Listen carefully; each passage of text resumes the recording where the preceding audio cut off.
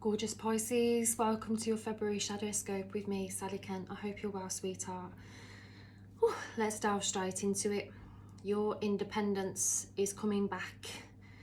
Some of you might have forgotten how that felt, to feel free.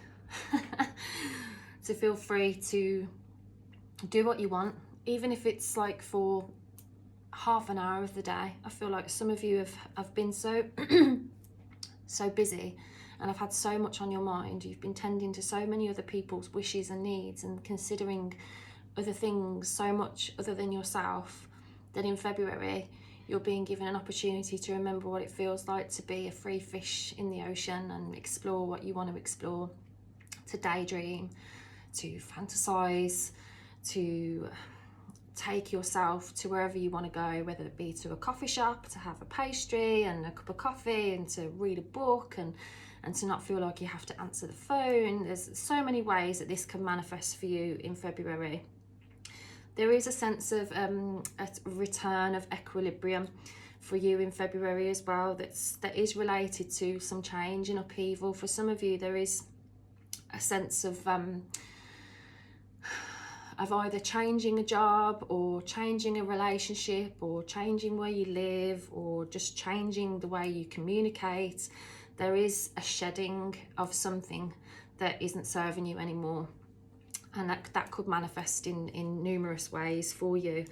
But there seems to be like a cessation and a ceasing, a finishing of something that's been causing quite an oppressive and an anxious state of mind for you.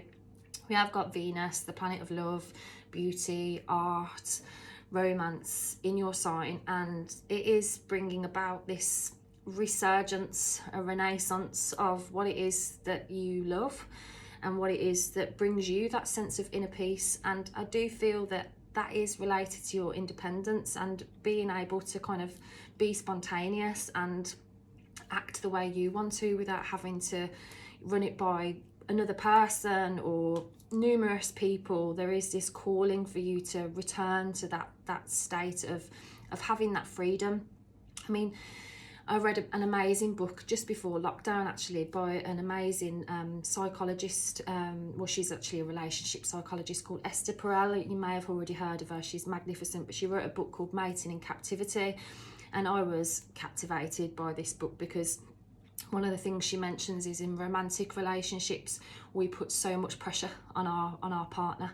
We expect our partner to be our confidant, our adventure buddy, our romantic buddy, our sexual partner, somebody that we eat with, cook with, and like all of those particular relationship titles. It's too much pressure to be put on you or to be put on them, where a whole village is meant to supply those relationships. You know, to have independence and freedom and more expansion for you as an individual in a romantic relationship actually stimulates eroticism, and actually we remember why we were attracted to that person in the beginning, because we see them not only as our partner, our husband, wife, whatever.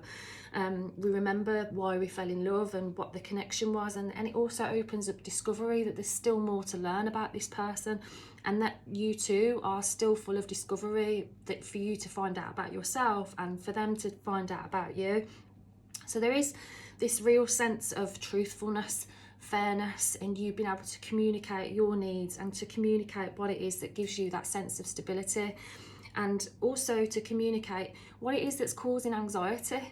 You know, what is it that's kind of causing this inner friction for you, this sense of you feeling like trapped, you know, because this is a mental anguish energy, in terms of you feeling like restricted in some way, feeling like you have to censor yourself before you communicate, and or protect yourself in some way from communicating.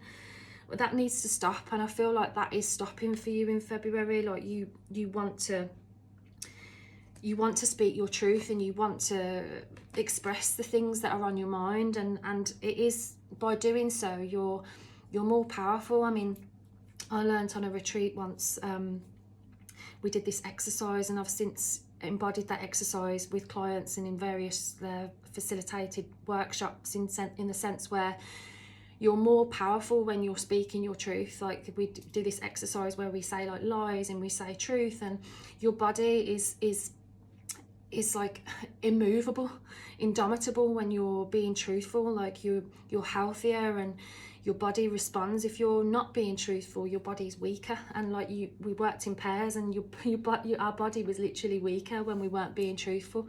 So this is a real calling for you to tune into your heart. I mean, the fact that you've got the Knight of Cups at the bottom of the deck suggests that you're ready to expand your heart in new ways and to expand your creativity. I came across some information in regards to philosophy. I'm probably not going to get his name right now. I doubt myself in my communication sometimes. I think it's Heidegger. Anyway, I'm sorry if I've got that wrong, but it was a philosopher that discovered that actually it wasn't serving him to kind of pursue philosophy anymore, and that he realised that poets, artists, writers, getting emotional now, that's where the magic of the universe resides. It's when we create, and in order to create we do need that freedom of thought, of feeling, of action. So you are being called to create, Pisces. We need your dreamy, creative insights. So this is like perfect timing vibe for you in February, where you're kind of getting this major insight happening where you're like, okay, I actually really love this. I get to have, like, for some of you, you might have a family and you're like, I don't know, your partner might be working away, and at first you thought it was going to be stressful, but actually like you're enjoying the alone time, and then you feel guilty about that and you think, oh God, what's that about? What does that mean? It's like, don't overanalyze it. Just enjoy being able to daydream, enjoy being able to explore your consciousness and your emotional realm, because that is going to help you to kind of shift this over-analysing. It's like, paralysis through over-analysis. I feel like that could be clogging your communication because you feel restricted in some way. But you have an opportunity to explore more freedom in February, and that is going to create more inner peace for you. You are being called to be assertive as well, and you know, you are naturally able to be assertive, but you do it in a gentle way, and you're being called to assert yourself and to stand in your truth, and to know that your truth, it's cliche, isn't it? It's like the truth will set you free, but it's like there is this real calling that you want freedom in your heart. And obviously this is going to outplay in different ways. This is a general reading, so just take what resonates and leave the rest. If we were having a personal one-to-one session, we'd be able to ask more specific questions and we could look at certain dynamics, but this is an overall energy for Pisces, and you are being called to kind of explore your creativity, your subconscious. Like, pay attention to the symbols that come up in your dreams, because they are like major messengers. You know, I love looking at the symbolism of my dreams, and then it's just like a key and like a letter from the universe, and I'm like, oh, okay, now I know what that means. You know, I see the tarot as the dictionary of symbols. You know, our right brain is symbolism, and unfortunately most of society is symbolically illiterate, but yet marketers and lots of powerful people are fully aware of how symbolism is part of our nature.